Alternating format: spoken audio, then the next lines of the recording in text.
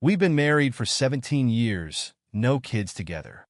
She's been through one divorce and had two daughters from that marriage, now 28 and 23, who I helped raise before we tied the knot. In my mind, things between us have been smooth for the most part, just minor issues here and there. We've always been pretty open with each other, whether it's about work problems, things on our minds, or even intimacy. We'd often just sit on the couch and talk about life, philosophy, whatever was on our minds. Honestly, I thought we had a solid connection and a fulfilling life when it came to sleeping together, heavy on intimacy. We both take care of ourselves physically and live pretty healthy lives. I work in the medical field, and lately I've been clocking in a lot of overtime, about 5 months of long hours. She's in legal consulting and has been working from home for the same stretch of time, which has created a little distance between us, but we still stay close on our days off. Last night, I was in the bedroom and decided to change the filter on our Dyson fan. I asked her if I could use her phone to update the app, so I could reset the change filter alert. My phone was charging by the front door, so hers was handy. That's when I noticed she'd set up a pattern lock, which struck me as odd. I thought about asking her what that was about, but shrugged it off and went to find the app. While scrolling, a Snapchat notification popped up. My stomach twisted as I read the preview. It said, "I'll bring the special toy." The words made sense to my brain, but my whole mind seemed to shut down. I sat there, staring blankly at the fan, unable to process what I'd just seen. After a few minutes of dead silence, she asked me if something was wrong. I somehow managed to pull myself together and muttered something about looking up info on the IPN router, explaining it was how the fan connects to the app. The message, I knew, was tied to her upcoming quarterly work trip. She has to travel out of state for 5 days every 3 months for meetings. I've been lurking on Reddit for years, reading countless stories that start just like this one. But I never thought I'd be the guy sitting on his bedroom floor, stunned and freezing, as the truth sinks in. I told myself I needed more proof. She logged into Facebook on my Chromebook the day before, so I took advantage of that. I also decided to take a week's vacation on short notice. My supervisor is cool and understanding, especially after I explained I might be uncovering something big. Last night, I stayed up reading her chats. This morning, she left for the office, and I made sure her Google location history was on and that I could track her phone through the Find My Phone feature. I'm suspicious of every little thing now. I can't even look myself in the mirror without feeling disgusted. She has no idea I saw that Snapchat notification. I also accessed the Verizon messaging system and signed in using her number under my name. What I found blew me away. Over 15,000 messages dating back to February of last year. They weren't just messages. They were filled with memes, flirty comments, and even some explicit photos. She stopped using Verizon's app to text him about 3 months ago. Didn't stop talking to him, though, just switched over to Snapchat, probably because it's more discreet. I don't do social media. I'm completely out of the loop with that stuff. But I figured out you can't log into Snapchat through Facebook.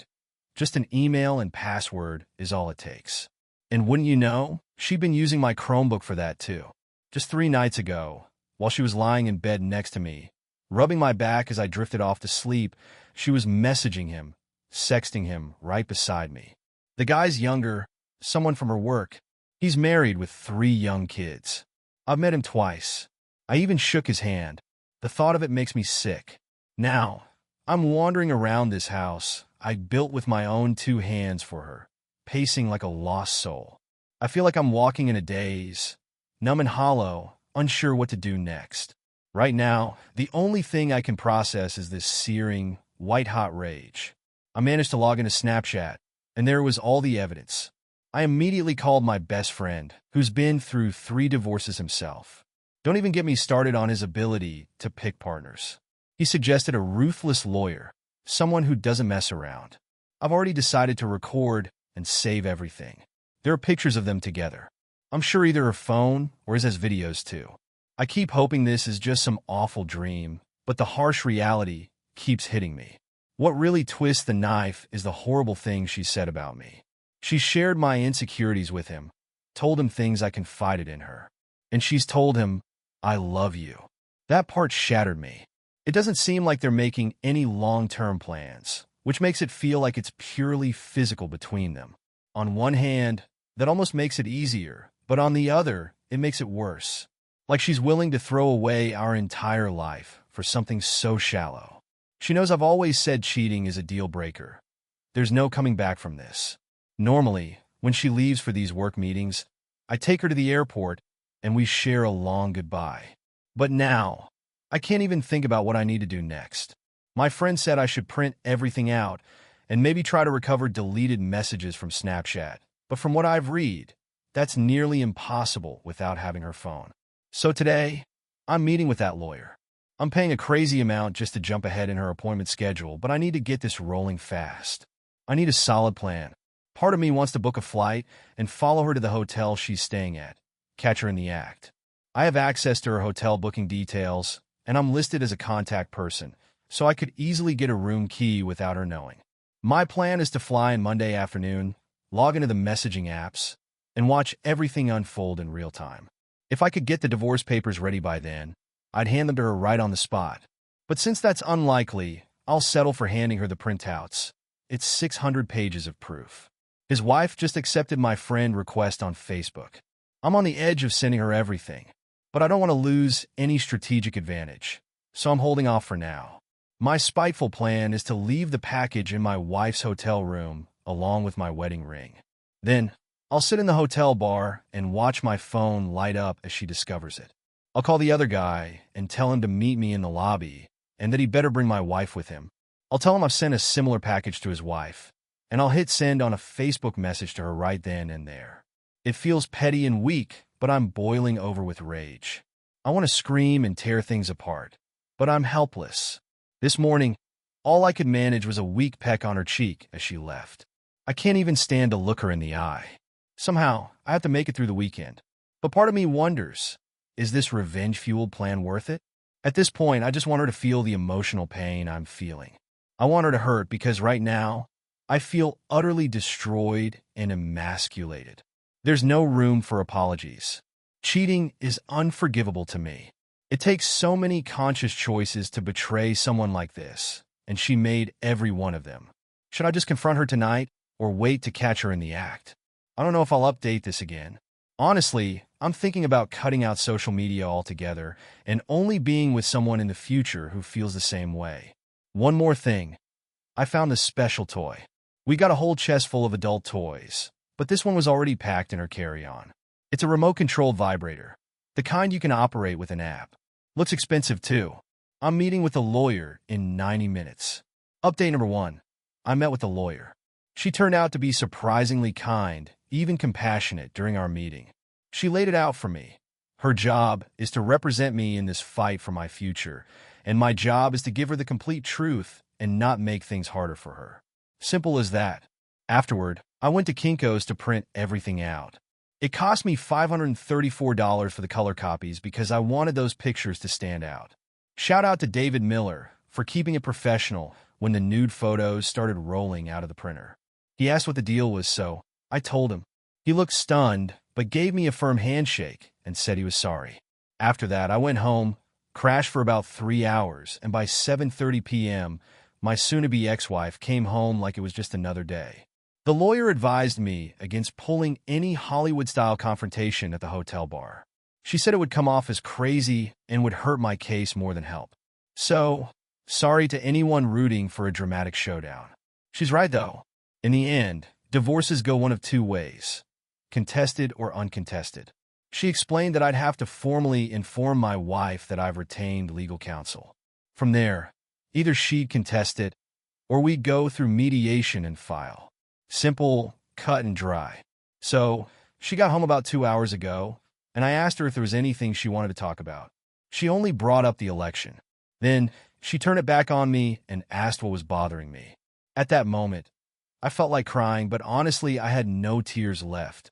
I told her I was curious why she had a remote-controlled vibrator packed in her luggage. The look on her face told me everything I needed to know. She looked terrified, pale, panicked, and starting to sweat. Her breathing got fast, and I asked why she'd have something like that. Who had the code and the app to control it? She started stammering, and then the tears came. I pulled out the 3 file folders filled with their text exchanges and asked her if the Sarah wife had the code. Her tears turned into desperate pleading, saying she could explain everything. I gave her 5 minutes to do it. Of course, she couldn't. I told her what the lawyer told me, to make it clear that I've got legal representation. I also told her to leave. That's when she screamed, saying it was her house too.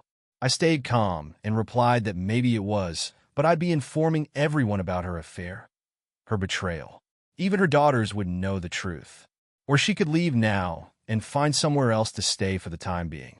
She'll be gone for her work conference next week anyway. She was utterly speechless. I pulled up Facebook and showed her the Sarah Weiss profile. I looked her in the eye and said, "Do you want me to tell her, or are you going to do it right now?" Tears, moaning, and pleading followed. She kept repeating, "I love you. It wasn't supposed to go this far. And my personal favorite, you can't do this." I calmly looked at her and said, "Well, it looks like I'm doing it," as I sent to Sarah Weiss the message with the file detailing their little affair. I prefaced it with a brief explanation and an apology. So far, I haven't heard back from her.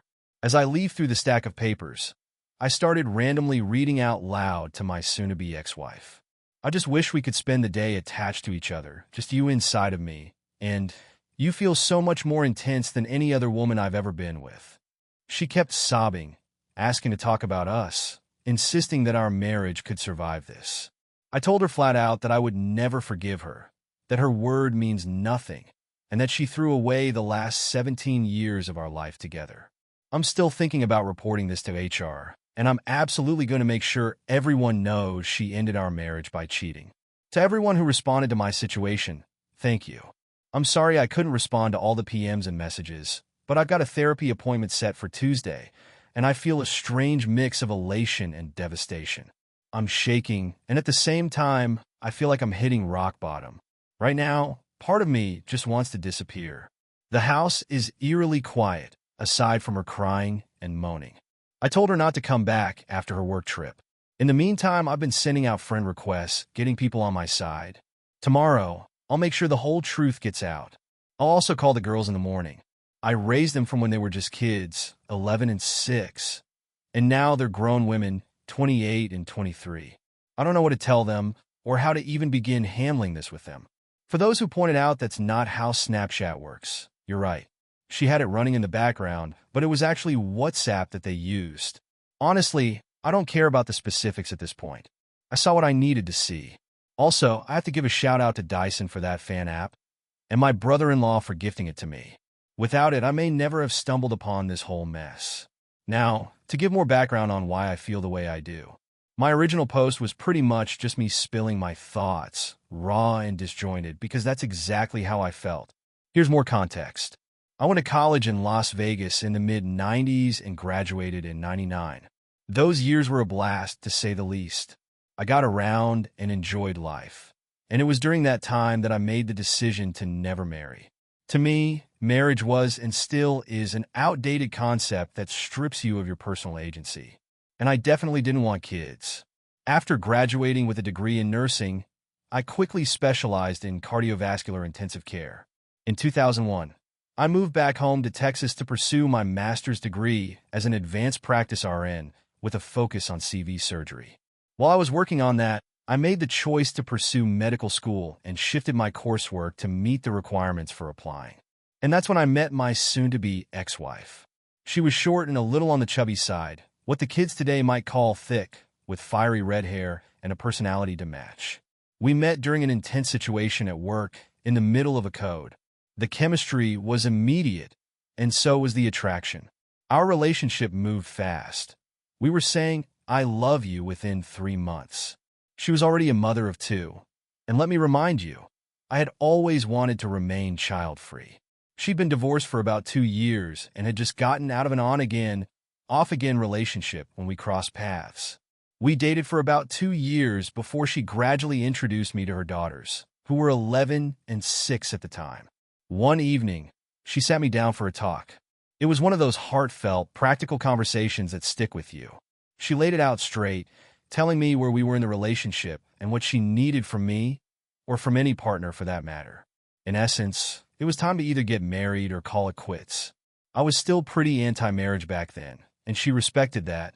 She just wanted me to think seriously about us and what the future might hold.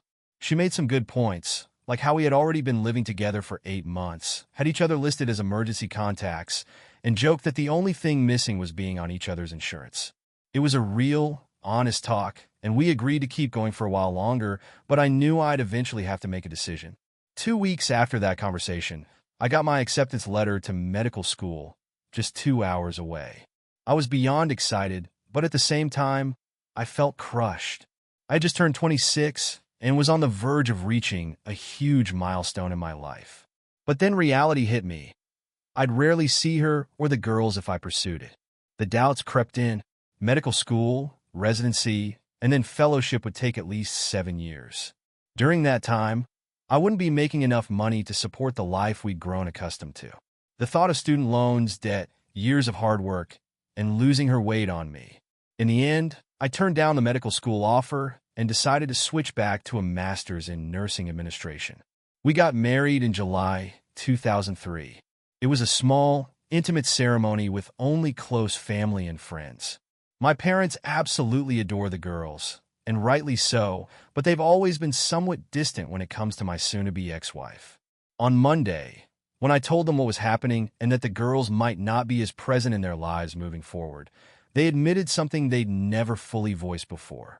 They said they always felt my soon-to-be ex-wife was damaged goods because of her prior marriage, and that they believed she pressured me into compromising on things I wasn't ready for. As hard as it was to hear, there was some truth to it. After I graduated, I realized I didn't want to go down the path of management or become a director. I'm a hands-on guy. I love taking care of patients directly. The hospital where I worked offered a highly competitive certification in ECMO and a perfusionist credential, and I applied. I got in, and for the past 11 years, I've been working with ECMO and everything that comes with it. I've had an incredible time working in ECMO, though it's been both challenging and heartbreaking. My soon-to-be ex-wife, however, decided about 5 years ago that working as an RN on the floor had run its course for her. She wanted something more stable, something 9 to 5 with less patient drama.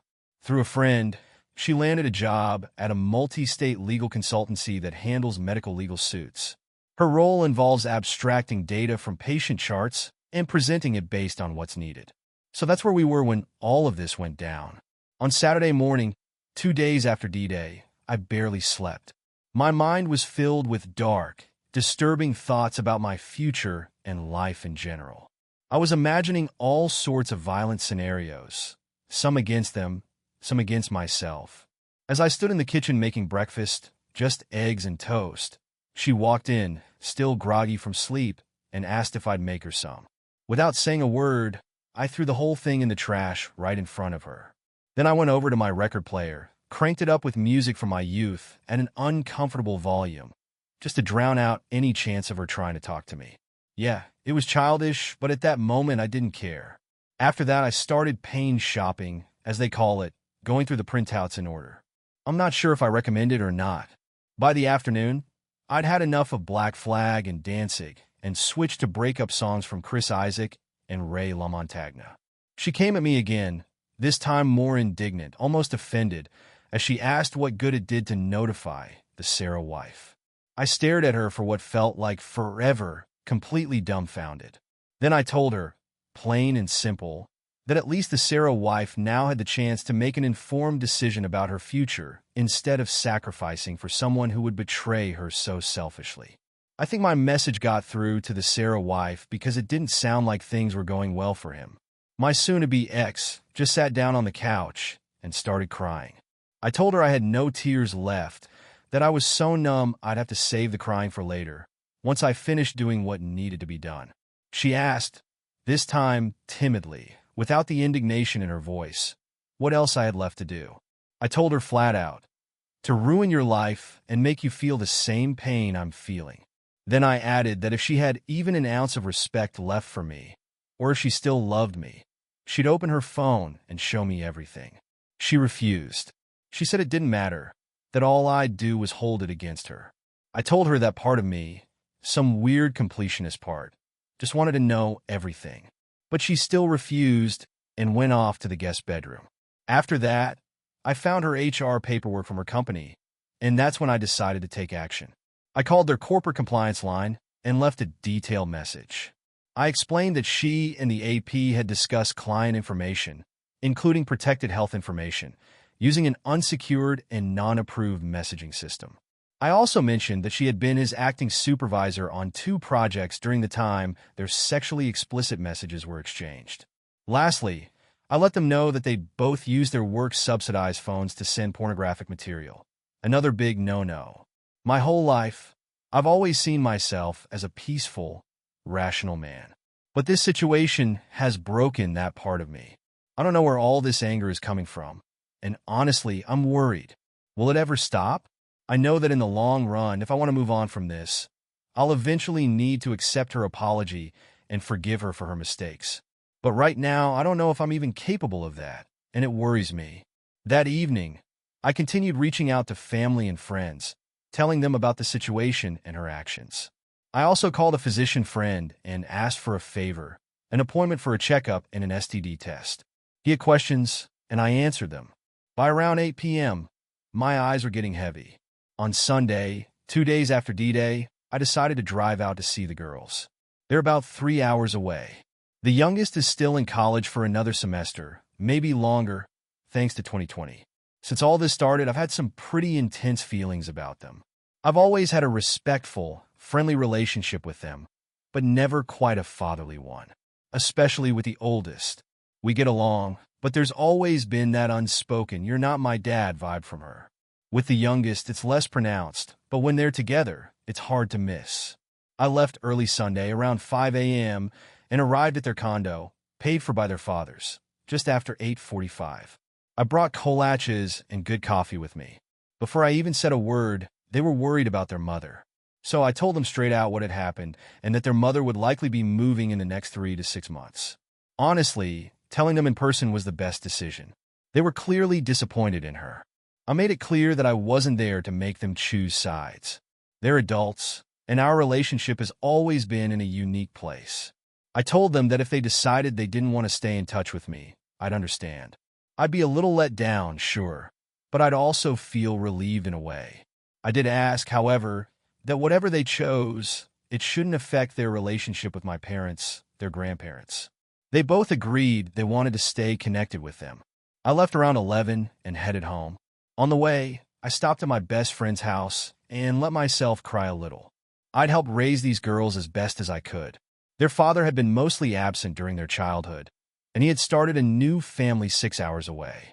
My best friend looked at me and decided that after 72 hours of drinking, I needed to sleep. I crashed at his place for the night. Meanwhile, I noticed my soon-to-be ex-wife had been blowing up my phone after I left the girl's place. But honestly, I was too tired and too emotionally drained to care. On Monday, 3 days after D-Day, I got home around 8 a.m. and noticed her Porsche was still in the driveway. For a second, I thought maybe she had Uber or found another way to the airport for her trip. But no, she hadn't. She was still home, and she'd made breakfast. She asked me to sit down and eat with her, so I did. When she asked how it tasted, I told her like static. I explained that for the past 5 days, I hadn't been able to taste or feel anything except bitterness and anger. She called in sick to work and hadn't left for her quarterly meeting. She tried to talk to me about how worried she was and how much she still loved me. She mentioned she had gotten a call from her oldest daughter the day before, and they were deeply upset with her behavior. I laughed, but it wasn't a real laugh. It had a manic edge to it, and it even startled me. I said, "Oh, you love me so much? You love me so much that you had an affair behind my back for 1.5 years. You love me so much that you were unfaithful with another married man. You love me so much that you threw away nearly half of my life." She still hadn't given me a reason why she did it, and that, I told her, made everything so much worse. I went to the liquor cabinet and pulled out a bottle. It was an 18-year-old Glenfiddich, a bottle my grandfather bought for us when we got married. It had been our tradition to take a small sip on our anniversary night, reminding ourselves that things get better with time and patience. This time I chugged the rest of it, about a third of the bottle left. I told her I didn't offer her any because she didn't deserve it. Then I went to the bedroom and started pulling down all the pictures of us. Any with her in them, too. I placed them all on the kitchen table. By the time I was done, she had left. Not long after, I got a call from my attorney's paralegal. She told me that the divorce petition was ready and I needed to sign it before it could be filed. She also said that the Sarah wife would be served within 10 business days. I read it quickly, still buzzing from the scotch, and e-signed it before hitting send. Later, I got a message from the Sarah wife. She reluctantly thanked me for the horrible but necessary revelation. She didn't want to talk to me, but wanted me to know she'd found texts and videos with other women besides my wife. She had kicked him out and was planning to see an attorney soon. They live in California, so he's pretty much screwed. After that, I just listened to music and had a few more drinks, eventually passing out around 4 in the afternoon. I woke up when I heard her come home around 10. She saw the pile of pictures and things that used to mean something to us. She started sobbing, asking me to talk to her. I only had one question for her. Why? All she kept saying was that she didn't know. I called her some vile things and told her that she made so many choices to even get to the first text. She started this. I was loose with my words because I was drunk. I laughed at her, started stripping off my clothes, and said, "You threw away this," pointing to myself. For context, I'm 6 feet 4 inches and 200 pounds. Up until last week, I jogged and lifted weights 4 times a week. I told her she tossed me aside for some out-of-shape, inadequate guy who wasn't going to offer her anything. After that, I went to my room and took a shower. When I came out, she was in bed, naked. She'd lit some candles and was begging me to sleep with her. I turned on my camera and told her to repeat what she'd said. I've got to thank everyone who suggested that, just in case. For whatever reason, even though I didn't want it, my body wasn't convincing her otherwise. So I went through with it. I wasn't gentle. I put her in uncomfortable positions and I pounded her. I told her I wanted anal, and I wanted to hear her beg me for it. I recorded everything. Afterward, I felt a flood of mixed emotions. I love her, but I'm indifferent to her. I hate her, and yet I feel nothing for her at all. I still want her, and part of me feels like I need her, but it's excruciating to even think about us anymore. We fell asleep together, and when I woke up, hungover, I couldn't stand to look at myself in the mirror. Tuesday, 5 days after D-Day. My therapy session lasted 2.5 hours. What I didn't realize was that she had followed me there, wanting to know what I was doing. I told her straight. I was getting therapy for the emotional trauma of realizing I had wasted most of my life on someone who couldn't even explain why she cheated on me. I was a bit loud, and I was on the verge of tears. My new therapist saw most of the exchange. I called her horrible names, told her I wished she were dead. Needless to say, my session was intense. The therapist prescribed me some sedatives and scheduled a shorter follow-up session for Thursday. We talked about my anger, my sense of betrayal, and how emasculated I felt. We also discussed my overwhelming fear of the future.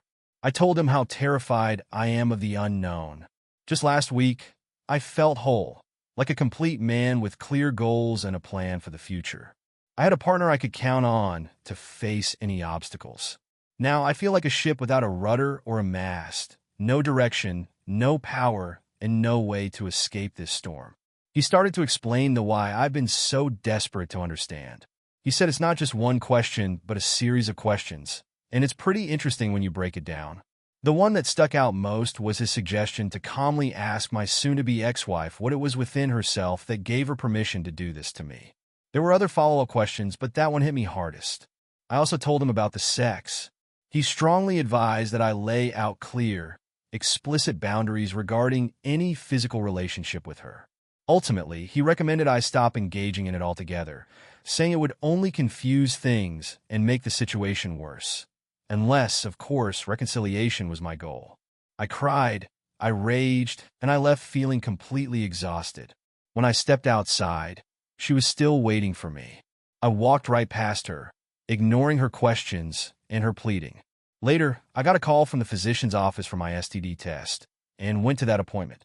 I gave them a short version of what had happened, and the doctor advised me to be cautious with the sedatives and to stop drinking.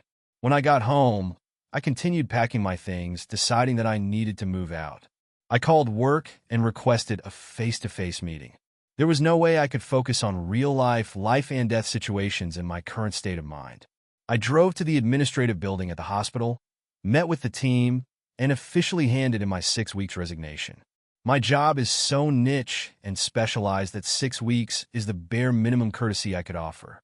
I kept it simple, explaining that my soon-to-be ex-wife's actions had created a stressful home life, and if I stayed in this area, I'd be a liability to patients, the team, and myself. I've made the decision to move away, far away. Afterward, I stopped to pick up some groceries before heading back home. It's been about a week since I've had more than just a mouthful of food. I've been surviving on liquor and not much else. But I finally decided to take both my therapist and my physician friend's advice. I made some food and stopped drinking. When I got home, she was there, sitting in the darkened living room, drinking wine. She had organized the pictures and was looking through them. She had put on makeup and was wearing a dress she normally saved for date nights, though her makeup was a mess from all the crying she'd clearly been doing. When she saw me, she stood up and tried to hug me. I gently pushed her away, making a show of pulling out my phone and hitting record. She started crying again. She told me that the Sarah wife had called her and revealed that he had been with other women, not just her. She admitted that she felt like a complete fool and that every insult I had thrown at her was right. She begged me to consider trying to work things out between us. I just asked, why bother? You didn't when you betrayed me. I told her that I was sorry she got caught in her lies, but I didn't believe she was genuinely sorry for what she had done to me. I felt that she was more upset about having to start over than she was about losing any love she had for me. I told her that she had abandoned her love for me and for us 2 years ago when she decided to go down this path. I didn't stop there. I told her about my call to the corporate compliance line and the specific rules she had broken. I wasn't yelling or acting angry. I just calmly laid it all out. I was shaking a bit, but it felt like everything inside me was pouring out in one rush. When I finished, I felt both elated and completely drained, like I was empty. Afterward, I put away the few groceries I had bought and made myself a small sandwich before heading to bed. But when I got to the bedroom, she was there again. I pulled out my phone, hit record, and explained what my therapist had told me regarding sex. In 17 years, I couldn't recall a time when I ever refused or turned down intimacy from her. But this time, I asked her to leave and sleep in the guest bedroom. She refused. I sighed and said fine, I'd sleep there instead. Wednesday, 6 days after D-Day. I woke up to find her curled up next to me. I carefully removed myself from the bed and went to do some light exercises. I've been working on updating my resume and sending out job applications. If things work out, I might be working in Seattle by the end of the year. I love my parents, and the thought of moving far away from them hurts, especially now that they're getting older. I'll miss being just 20 minutes away, but I can't stay in this city. The idea of possibly running into her after all of this is over isn't something I can stomach. I need to be free, to get away from the reminders of everything I've lost and all the compromises I've made. It was a pretty dreary day with the rain coming and going. I met up with my best friend for an early dinner and gave him a rundown of everything. We decided not to drink. My attorney reassured me that moving away won't affect the financial outcome of the divorce. I'm going to live off my PTO until the end of October and use my half of our liquid savings to relocate and get settled. Despite trying to laugh at my friend's jokes, it took effort. I felt empty, like I was being pulled into a deep void. I've never seriously thought about ending my life, but these past few days and nights, I've caught myself daydreaming about what it would be like if I just wasn't here anymore. I plan to tell my therapist about it tomorrow. Sarah, the Sarah wife, has been going to the library researching relationship books. I've been watching through Google and reading Chump Lady. It's been helpful, great stuff. I overheard a bit of a conversation between her and her workplace. She's got a meeting tomorrow, despite her claims of being sick. Like the past few nights, she's been in bed again. I'm conflicted. I want to feel something, anything, but all I feel is hate and resentment toward her. The only kind of intimacy I want now is sadistic. I'll admit that during the abusive sex we had on Monday, I felt almost like I was riding a runner's high, but it crashed, and by the next day, I was angry at myself. I'm starting to doubt myself a little about not wanting her back. She messed up in a huge way, and I don't know if I can ever forget or forgive that. I'm a tangled mess inside. I laid down some ground rules about sex while recording it on my phone. I made it clear that this wasn't a sign of reconciliation or any hidden message that I wanted to work things out. I explained this was likely just hysterical bonding and not healthy at all. I told her I wouldn't be gentle or care about her feelings or needs during it. She teared up and nodded, quietly saying that she deserved it. Then she rolled over and got on all fours. Thursday, 1 week after D-Day, I woke up with her spooning me. I lay there for a while, and when her breathing changed, I could feel her watching me. Without turning around, I asked what her meeting was about. She said it was with an HR representative and that it was probably going to be bad. I just said, yep. Then she asked what she could do to make things right or equal between us again. I told her there was nothing she could do. She even offered to let me have an open marriage, where I could see other people, but she wouldn't pursue anyone. I chuckled and said no, I don't trust her. She admitted that was fair. We had the entire conversation with my back to her, because looking at her face just makes me angry. Then I asked her the question that's been gnawing at me. What did I do in this marriage that made you so unhappy you did this? She said I was beyond great. I chuckled again. Well, obviously, that doesn't matter. She explained it was about the thrill, like she was living off the rush. She said she didn't realize until it was too late that if she got caught, or if something went wrong, it would hurt everyone. She said that when I confronted her, it was both a huge relief and an unforgettable pain. After that, I got up and made breakfast for both of us. Later, I went to my therapist and told him about my plans with work, the responses I've been getting from my job applications, and the latest about my soon-to-be ex-wife and the sex we've been having. We also discussed my suicidal thoughts. He didn't judge. He just helped me process them, making sure I wasn't confusing anything or avoiding processing them properly. It was a shorter session this time, just under 2 hours, but I left with that same strange sense of calm, like nothing really mattered in the moment. Everything just was. When I got home, she was sitting in the living room. She told me she had been fired for breaching client information protocols and violating data security policies. I just said, "Oh, that's too bad," and went on with my routine. I exercised, then made a nice dinner. She joined me, but we didn't talk much. Later, while sitting in the living room, she told me that the AP had been fired too. I just replied, "Good." She also mentioned that she hadn't had any contact with him for the past 5 days. I asked her why not. After all, they were both free now. She could fly out to her soulmate and have all the fun they wanted. She said that I was the only one she wanted. I told her, no, you had all of me, and it still wasn't enough. I reminded her that in nearly 20 years of work and our relationship, I've been approached and hit on more times than I can count, but I never fell in love with or slept with anyone else. Now, I'm filled with bitterness and anger because of the compromises I made. She asked, "What compromises?" So I laid it out for her. I reminded her that I wanted to go to medical school, but I chose to get married and focus on stability instead.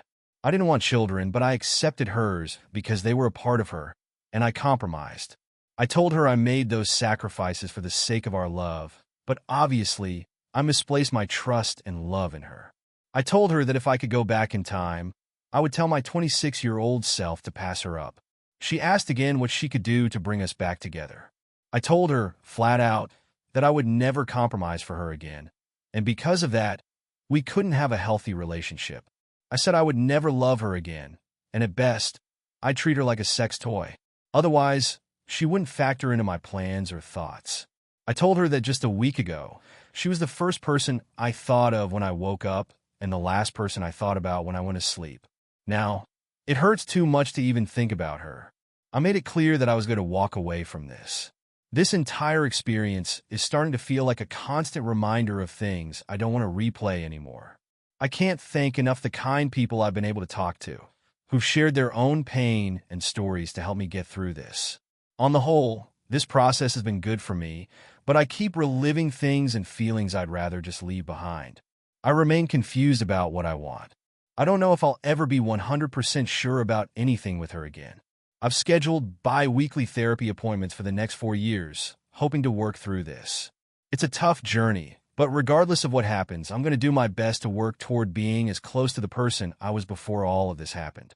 It's clear that I'm emotionally torn up, which is understandable after everything. But I know I need to keep up with therapy, avoid the self-destructive habits like alcohol and not eating, and focus on finding peace. More than anything, I need to find peace.